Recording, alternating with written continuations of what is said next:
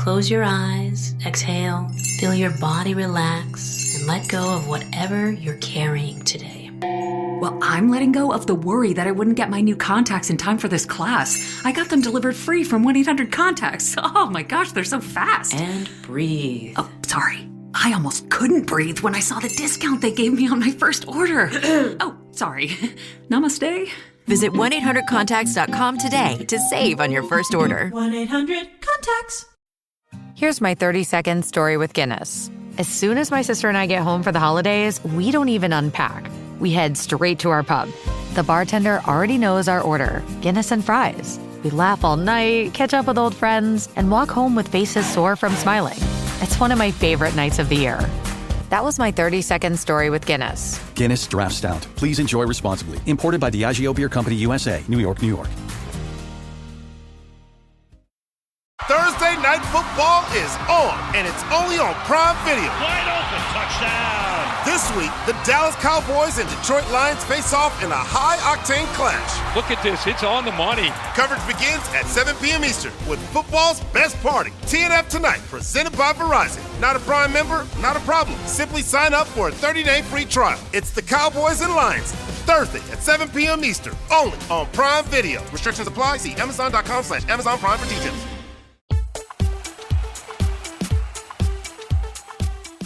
You're listening to 1865, the Nottingham Forest Podcast with Stephen Topless.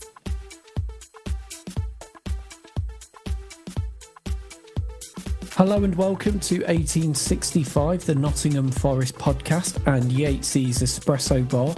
I'm your host, Stephen Topless, and this week it's a slightly different edition of the Espresso Bar. We're going to be talking about the first 40 days of Sean Dyche's tenure as Nottingham Forest manager and how that compares to Ange Postecoglou's 40 days as Forest manager. I think it will be an interesting discussion, and joining me for this one is Forest fan, YouTuber, podcaster, Raymundo Football. Welcome, Ray.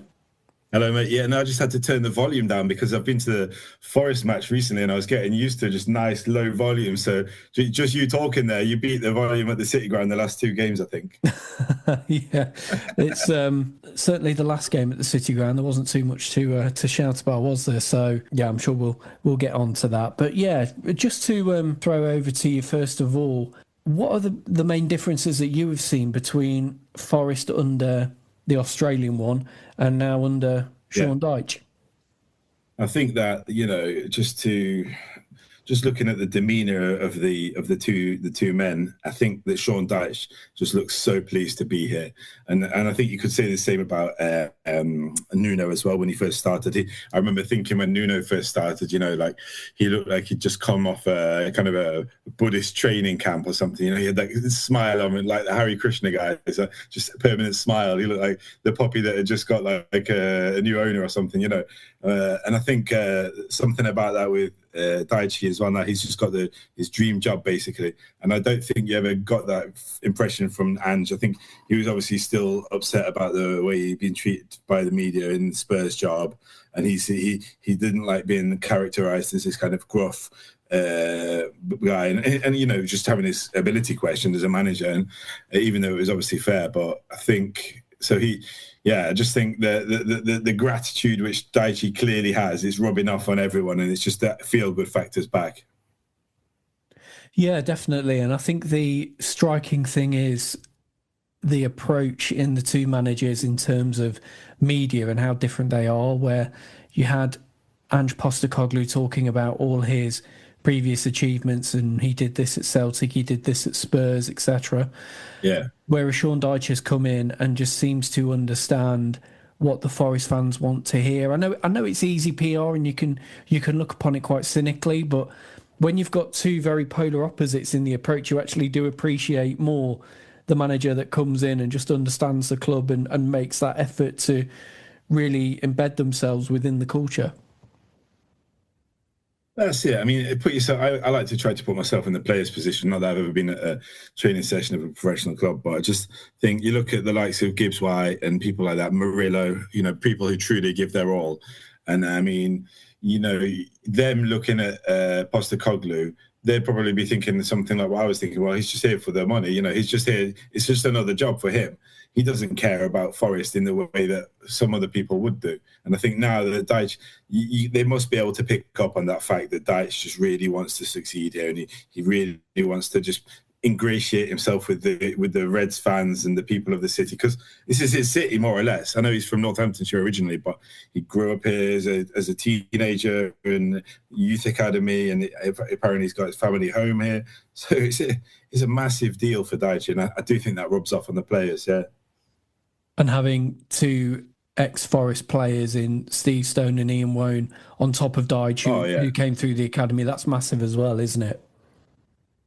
Enormous, mate, enormous. And because they're not just two Forest legends. No, they're not just two Forest good players. They're legends, mate. Like, I know I actually went to school with Joe Dempsey, the actor who's sort of, quite, do you know the one? Yeah, Skins and yeah. He's quite a big deal in the acting world. And I went to school with him, and he still. I can't remember, one of his social media things is something about Ian Woan, or he's like, I can't remember, but Ian Woan, I'm pretty sure that Ian Woan is still his favourite player, even from all those years ago. And obviously Steve Stone, a lot of people's favourite player at the time, just a right winger bombing it down the wing. So you couldn't have actually picked a better trio, really, for the Forest job, even though I love Steve Cooper and I did like Nuno. But you couldn't really have picked a better trio, to be fair. And just looking back a bit further now to the start of Ange Postecoglou's time at the club, Forest were in a bit of a mess because we had all the off-field stuff with Nuno. We just lost heavily at home to West Ham. And it felt like somebody needed to come in and pull the club together and get us back on track. And barring the odd spell of football here and there, Ange never really looked like doing that, did he? Whereas Dyche has, in arguably even more arduous circumstances. That's it. And I mean, it wasn't I don't think it was a bad appointment. Looking back, I'm one of those guys. Let's just put it positively. I'm one of those guys. I look at Marinakis and I think, you cannot do any wrong in my eyes, because look at what the journey that he's taken us on. And I think that Ange was a decent appointment, and it says something about the club and the squad that we've got, that someone like Ange would leave Tottenham and then gamble and come into Forest. Like, he could have probably gone and got some kind of Panathinaikos job, or like Feyenoord or something like that. But he looked at our squad and he thought, yeah, fancy that. But obviously it didn't work out. But I just think it's not all doom and gloom, He was only on an 18-month contract, and I think Marinakis has got to be trusted, So, it was as it was. It was a decent appointment. It didn't work out for whatever reason. But yeah, I'm pretty optimistic about everything. Yeah, and I suppose the key thing was that the appointment wasn't working, and the club moved pretty quickly to rectify it and bring Sean Dyche in. I do wonder, though, would Dyche have been quite as welcomed had he replaced Nuno rather than replacing somebody like Ange Postecoglou, who just didn't work at the club? Because of Dyche's perception in the game about his style of football and his outlook on things. Yeah. But actually, I think he's surprised quite a few of us, hasn't he, with the way he's come in and the way his team have played so far? Well, yeah, I mean, those of us who have got enough years of experience to to have followed Sean Dyche's career from the start, we know that he was a good footballer, at a low level, all heart. Chesterfield, he had a memorable run in the cup at one point, and then obviously Burnley. He had that short bit at Watford. Burnley, he did an amazing job at Burnley, Stephen, and that's just the fact of the matter. I don't care what anyone says. There's always going to be some negative people out there, but he did an incredible job at Burnley to keep that squad up on a shoestring budget. And I would have loved to be a Burnley fan. There's too many people out there who turn their nose up at that type of football, but I'm happy winning 1-0 every game, or winning 2/3 of games 1-0. So then obviously he left there. After 8 years or whatever, I suppose you just get to the point where you just think, well, what can I really do here? And I think I get that. He probably went away, he did a Pep Guardiola, probably went and took a sabbatical in New York or Australia or something. And then he got back into it with Everton. I'm not fully on board with what happened there, but they're just obviously in a financial mess. But again, they didn't go. I don't remember them going down. Well, I know they didn't go down. So again, he must have done a decent job. And for me now, he's still a young manager. He's got his dream job, and it's time for him to just show people that what happened at Burnley was just because of the circumstances, and actually he is capable of adjusting his style given because we've got some brilliant attackers. Everybody who doubts it, we've got some amazing attackers, and if he can keep winning 3-0 against the likes of Liverpool and Malmo and all that, and still scoring 3 against Leeds, then I think it's good times for at least a few years. You're listening to 1865, the Nottingham Forest Podcast. There's a reason Chevy trucks are known for their dependability, because they show up no matter the weather, push forward no matter the terrain, and deliver. That's why Chevrolet has earned more dependability awards for trucks than any other brand in 2025, according to J.D. Power. Because in every Chevy truck, like every Chevy driver, dependability comes standard. Visit Chevy.com to learn more. Chevrolet received the highest total number of awards among all the trucks in the J.D. Power 2025 U.S. Vehicle Dependability Study. Awards based on 2022 models. Newer models may be shown. Visit JDPower.com/awards for more details. Chevrolet. Together, let's drive. Welcome to YATESY'S ESPRESSO Bar. One of the big differences early on in Sean Dyche's reign compared to Ange Postecoglou's is that he got a win on the board at the first opportunity, beating Porto in the Europa League, which I thought was a statement win as well, because Porto are a good side and always a strong team in the Portuguese league. They've had plenty of Champions League experience in their time. And Dyche came in, got that first win on the board. Ange Postecoglou never did that, and the longer he went without a win, the more difficult the job became for him, didn't it? Yeah, I mean, I honestly don't think that Ange had a really kind set of fixtures, to be honest. In the middle of it, he had those, I think it was 4 away games in a row. I mean, if let's say, for example, Forest had gone and beaten Swansea, I think I listened to that match on the radio in the end. I was going to go, but then I realised it's £100 rail fare. I thought, no thanks, on a rainy day. But anyway, I think if we'd have beaten Swansea that day, for example, or if we played brilliantly against Real Betis, I listened to that one as well. And if we'd have won a couple of those games, and then the ones we really should have won at home to Sunderland, at home to Midtjylland, I don't think we necessarily played terribly in those games, but it could have all gone differently for Ange, really. But ultimately, your head's on the block, isn't it? You're the one responsible for everything, and so it's hard to feel sorry for him, really, isn't it? Because it's a big payday, and he's definitely going to get another decent job, being the kind of guy that he is, right? Yeah, that's true. Yeah, and the way football is, it moves on quickly, and Forest have moved on without him swiftly, and I'm sure he will be back in work soon enough. But yeah, the other thing as well is, it seems as if Sean Dyche has got the players bought into what he wants to do. I know his approach is more aligned to what Nuno was doing, and so it's easier for the players to fit into that, buy back into it, however you want to say it. But yeah, that enjoyment that the players seem to be getting out of their play, the results on top of it as well, it feels like Dyche has just brought back a feel-good factor. Yeah, I mean, I suppose when you really dig into the dynamics of the personality switches between the managers. I mean, for example, I think you touched on it earlier. You asked whether or not Dyche would have been so popular if he'd replaced Nuno. I suppose that was a good question looking back, because we did want to keep hold of Nuno. I think there was very few Forest fans who wanted to get rid of Nuno. So, and then Ange coming in, it's like getting rid of your favourite teacher and then replacing them with the kind of the least favourite one, basically. But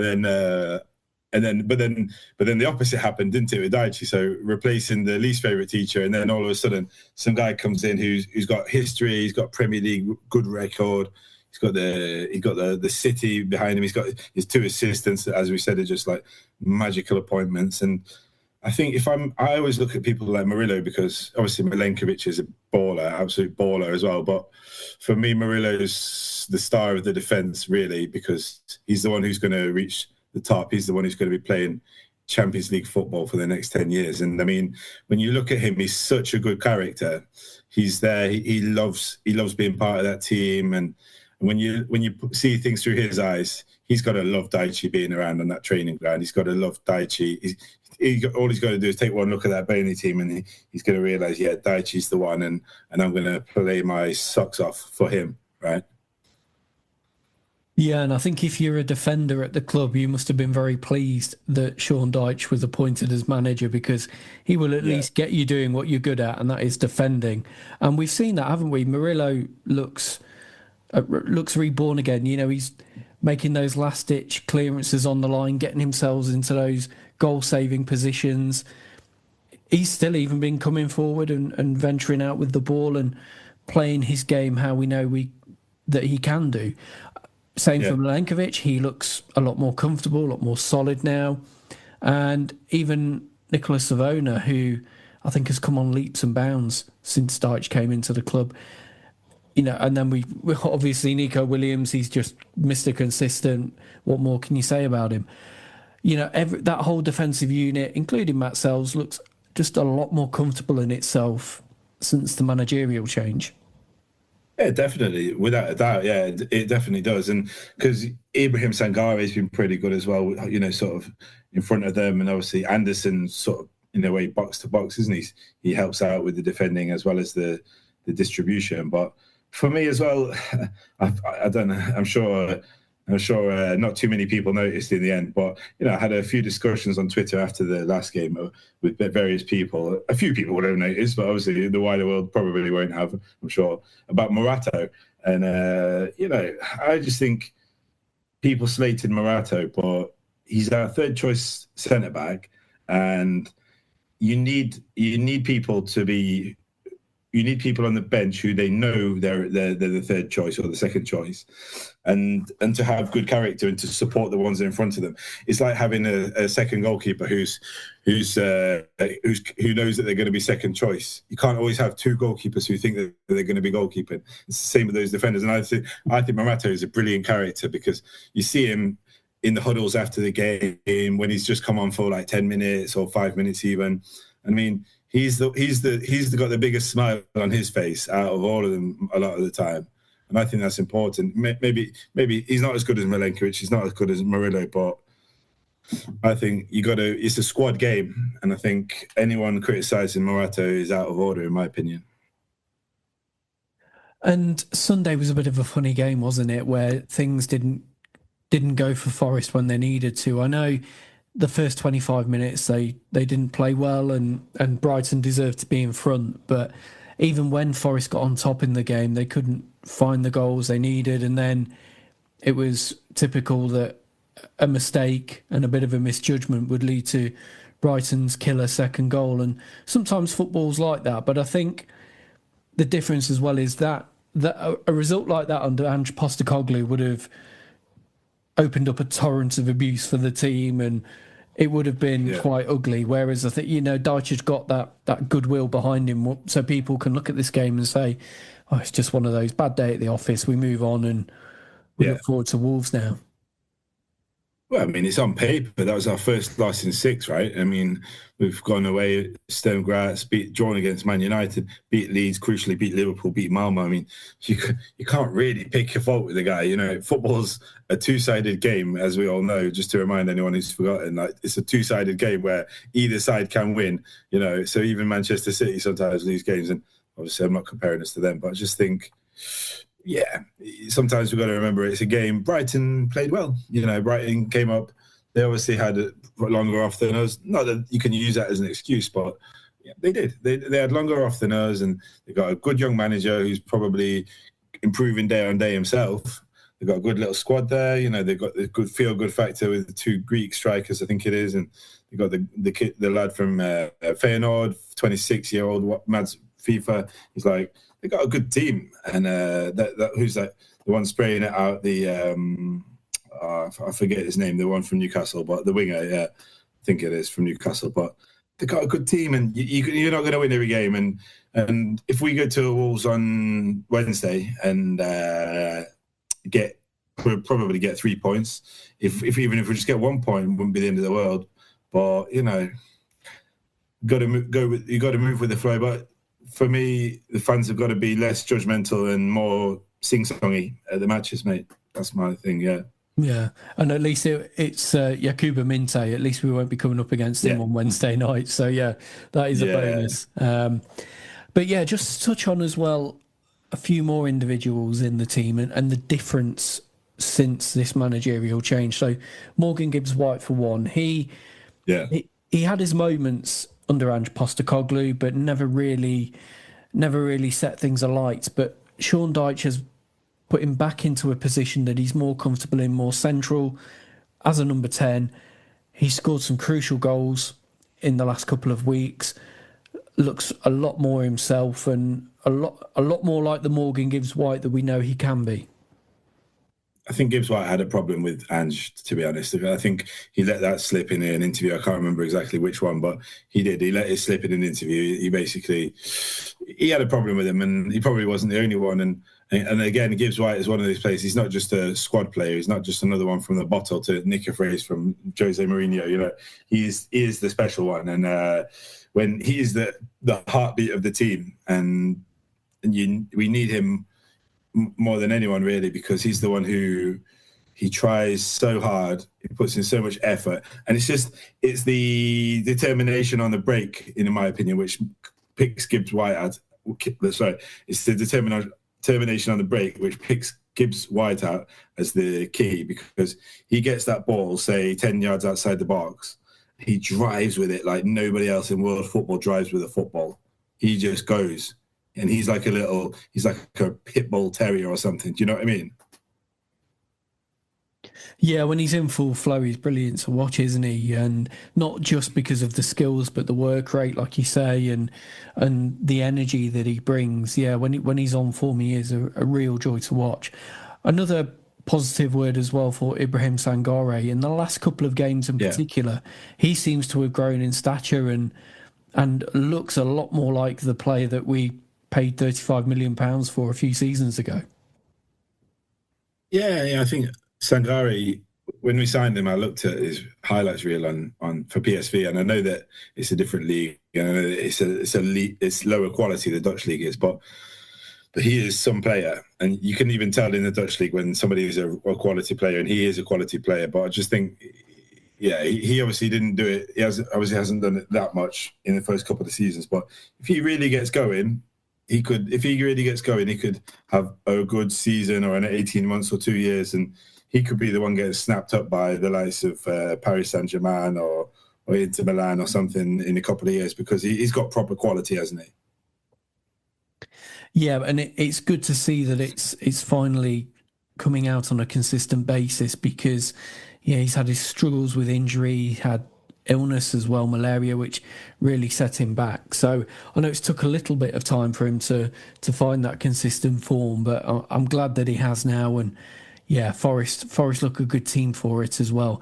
And it just adds to the strength of our midfield options when you've got Nicolas Dominguez playing, but he's playing from the wing. And I kind of want to come to you on that as well, because that on Sunday against Brighton was used as a criticism of Sean Dyche and playing him there instead of Hutchinson or Callum Hudson-Odoi, these out-and-out wingers. But Sean Dyche, as he said, he went with the same team that performed so well at Liverpool, and you can't blame him for that, can you? No, I mean, I think at the end of the day, Dominguez is a footballer, obviously, with more talents than just running around and sticking his foot in. If I don't doubt he can play on the wing. He's not an out-and-out winger, maybe, but a manager doesn't have to explain himself to us when he's unbeaten in 5 games, including a win at Anfield. So for me, if Dyche wants to experiment with things like Dominguez on the wing, sometimes you pick the character ahead of the position, in my opinion. Like, so for example, if Man United, I don't know, back in the day, like Ferguson, maybe he had a game where he put Darren Fletcher at right back or something, even though they probably had somebody else at right back ready, because he trusts Darren Fletcher as a footballer and as a person, as a player.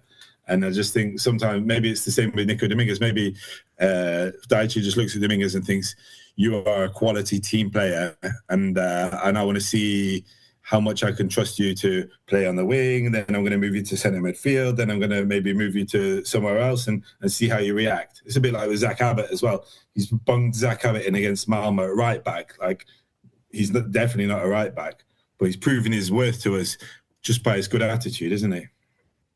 Yeah, and sometimes managers, like you say, they value that character and that trust that they have in a player like that to come in and just do a job for them wherever they put them. And yeah, you do. I think every successful team does need those characters that can come in and perform those roles. You're listening to 1865, the Nottingham Forest Podcast. At Sierra, discover joyous deals on great gifts for everyone on your list. Like cozy slippers, ski gear, fishing poles, bikes, large kayaks, even larger canoes. Whew. Which might lead to another discovery.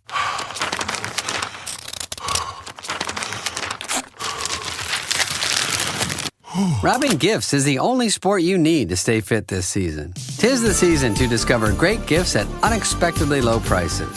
Sierra, let's get moving. Welcome to Yates' Espresso Bar. Just to touch on the wingers a bit more, and in particular Amari Hutchinson. He's somebody who Dyche has used very well from the bench and used him as a means of turning a game in Forest's favour. It happened on Sunday, albeit without success because we didn't get the goals and the result we wanted, but against Leeds the impact he made was obvious. At Liverpool as well, he played a big part in Gibbs White's goal on the day and Forest's third of the afternoon. So do you see now that he's played himself into a starting position for Sean Dyche, or do you think the way that he's being used at the moment, coming off the bench and making that impact, is the best way to make use of Amari Hutchinson? I think he's undoubtedly got the talent, and I actually really like the look of him as well in terms of his demeanour. Like, I like the way he conducts himself off the ball as well. He looks like a serious guy. But he's still quite young, and I don't blame a manager for taking their time with a young player like that, because you sometimes you've got to make them prove themselves. You can't just walk into a team and just say, "Oh yeah, you got some really good tricks." You're straight in. As I just said about Dominguez, sometimes when you're straight in the door, you just pick the players who are hard workers and who are going to put their foot in. And maybe he just doesn't. Maybe he's seen something in Hutchinson which says, yeah, really good on the fancy tricks and puts a decent cross in, but not sure about giving him a 90 minutes yet. Do you know what I mean? Yeah, and I suppose he's still a young player and still making his way in the game. So it might be something where he has to settle for that impact off the bench and finding his way into the team just through making himself undroppable that way. But he's a great ace to have up the sleeve, whatever's happening in a game. And if Forest needs to turn it in their favour, to have somebody like him coming off the bench, when last year we didn't have those kind of options available to us, is a real positive. One other thing that I want to just talk to you about in comparison is set pieces, because they were basically non-existent under Ange Postecoglou. The rest of the Premier League seemed to catch up with the idea that set pieces were very important. We were going in the opposite direction, but Sean Dyche has come in. He's got us defending set pieces much better and also being more threatening from set pieces and balls into the box. So how important do you think that's going to be for Forest over the course of this season? We've got to utilise set pieces. I mean, as we all know, like from back in the day, Stoke City, the likes of Stoke City, Burnley, as I said before, I'm happy winning in that way.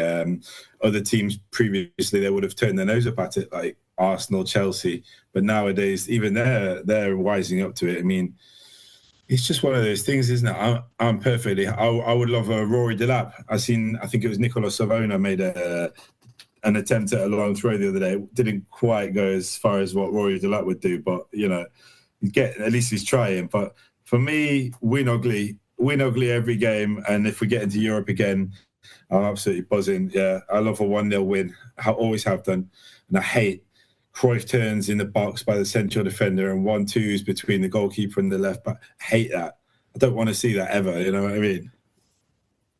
Yeah, you want no nonsense and doing the basics well, but I think we're all in agreement there, you know. And again, that's another big positive of Dyche coming in, that he's got the defenders just doing what they're good at, much like what Nuno was doing last season. And it's that, as I think, has given the team confidence, the rest of the team confidence, that they can go and do what they're good at, because you know the defence behind you is solid and secure.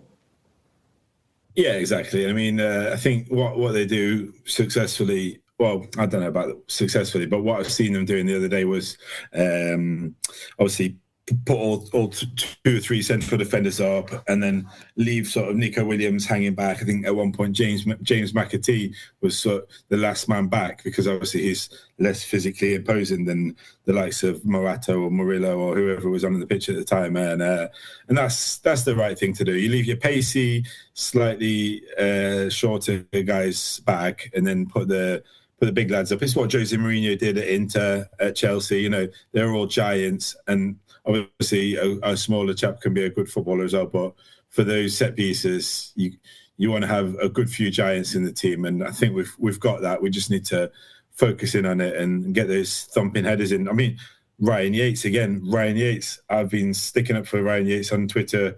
I got sucked into some Ryan Yates debates, and I love him. I think he's brilliant, and he scored 1 goal against Malmo, and he also had a sort of shot parried which led to a goal twice against Malmo as well. So I mean, for me, even Ryan Yates is getting in on the set piece action, which is brilliant. And when you now reflect on Sean Dyche's first 40 days in charge compared with Ange Postecoglou's 40, what's impressed you most about Sean Dyche and the impact he's made since becoming Forest manager? You just got to look at the results first of all. Really, I mean that's kind of on paper, isn't it? But as I touched on before, I think the overall feel of the place, he looks genuinely pleased to be there, which I don't think Ange ever did, and I think that's, for me, that's really the main thing. He looks genuinely pleased to be there, and you see them as a trio in the technical area, Dyche, Stone and Wone, and they're 3 English football guys. They know their English football. They've been around. They've been working together for years, and the hope is back. The belief is back. That's my honest assessment. Yeah. And where do you think Forest can go this season? How successful can they be? Because if you look at it in basic terms, we are still very close to the relegation zone, despite this turnaround in form. Where do you think Forest will be, and what will be a successful season for them come May? Yeah, I mean, I think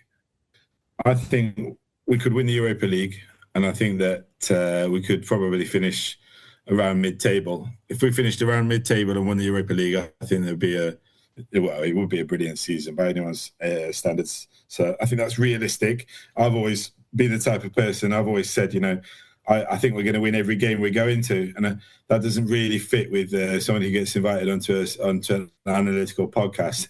So I have to say, call it mid-table and win the Europa League. I think we're more than capable of winning that Europa League, though. I really do. Yeah, and I think every Forest fan would take that too. Ray, it's been brilliant talking to you. Thanks for giving up your time to join us. And you can find Raymundo by searching for Raymundo Football on Twitter, X, or on YouTube. Thanks again. Yeah, thank you so much, mate. It was brilliant to be on, and I just keep up the good work, everybody. Keep on filling the stadium out, and as much as we can, just get that noise going right at the stadium, because that is one thing which we need to do a bit more of as a collective, I would say. And we will be back with you later this week with our match report after the Wolves game. Join us for that one. Thanks again for listening, and we'll see you soon.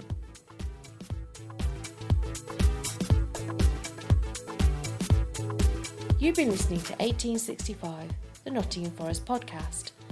Follow us on X, Insta, TikTok, Threads and Blue Sky, and listen via Apple, Spotify and YouTube. All the links are available at 1865.football.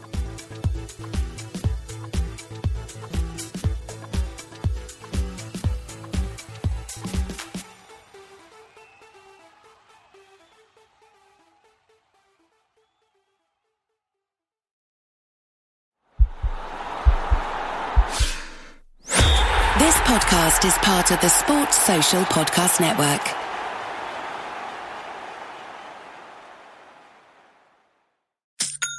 Starting a business can be overwhelming. You're juggling multiple roles: designer, marketer, logistics manager, all while bringing your vision to life. But for millions of businesses, Shopify is the ultimate partner. Shopify is the commerce platform behind millions of businesses around the world, and 10% of all e-commerce in the U.S. From household names like Mattel and Gymshark to brands just getting started. Build a stunning online store with Shopify's ready-to-use templates. Boost content with AI-powered product descriptions, page headlines, and enhanced photography. Marketing is easy with built-in tools for email and social media campaigns. Plus, Shopify simplifies everything from inventory to shipping and returns. If you're ready to sell, you're ready for Shopify. Turn your big business idea into with Shopify on your side. Sign up for your $1 per month trial today at shopify.com/try. Go to shopify.com/try. Shopify.com/try.